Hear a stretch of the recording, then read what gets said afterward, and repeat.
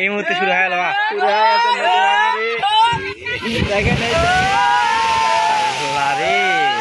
100 fit জায়গা আছে, এইটুকু ভাঙে গেলে আমাদের এইগুলি 6 বাড়ি আমাদের নদীর ভিতরে নেমে যাচ্ছে।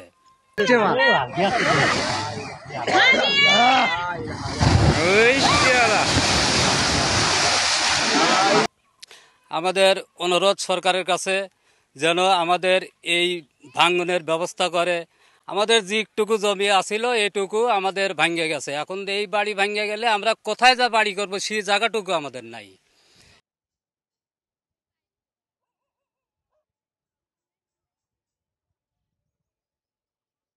কয়েকটা বস্তা দিয়েছিল, সেগুলি ভেঙে চলে গেছে। এখন নতুন হলে আবার পুনরায় ব্যবস্থা করা লাগবে।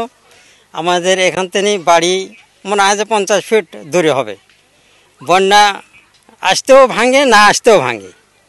এবার বন্যা আসে নাই, তাও ভাঙে শেষ হয়ে গেল।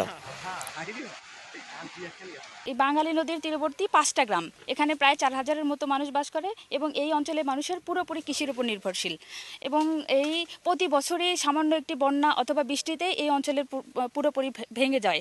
ফলে এই মানুষগুলো তারা হচ্ছে ব্যাপকভাবে কৃষিতে ক্ষতিগ্রস্ত হচ্ছে এবং অর্থনীতিতেও ব্যাপক ক্ষতিগ্রস্ত হচ্ছে।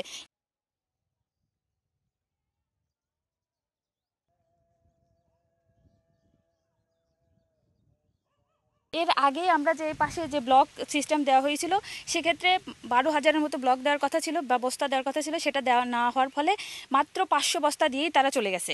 এর ফলে দেখা যাচ্ছে যে আরও বেশি ভাঙনের সৃষ্টি হচ্ছে এবং এর পরবর্তীতে কোনো প্রশাসনের পক্ষ থেকে কোনো প্রকার পদক্ষেপ নেওয়া হয়নি।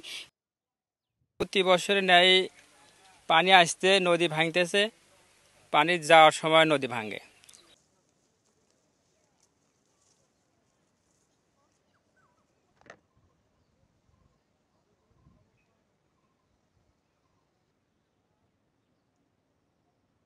ইতিপূর্বে এই জায়গাতে আমার বিঘা 4-5 জমি আসিল, সম্পূর্ণ জমি নদীর ভিতরে চলে গেছে।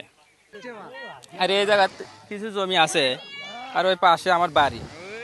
এই নদী ভাঙে এখন বাড়িটা আমার ভেঙে যেতেছে।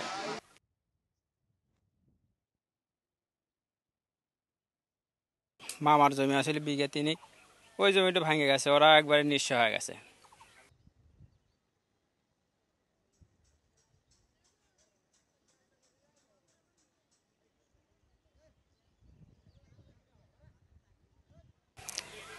এখন আমাদের এই সরকারের কাছে আবেদন, আমাদের যেন এই ব্যবস্থাটা করে, ব্লকের ব্যবস্থা করে। আমরা এই সরকারের কাছে আশাবাদী।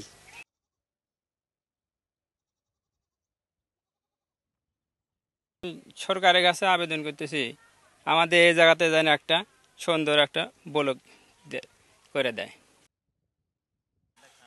বা হাজার হাজার বিঘা জমি এটা ভাঙনের হাত থেকে যেন রেহাই পায়, এই জন্য আমরা আপনাদেরকে স্মরণ করছি যে সরকার যেন এদিকে নজর দেয়।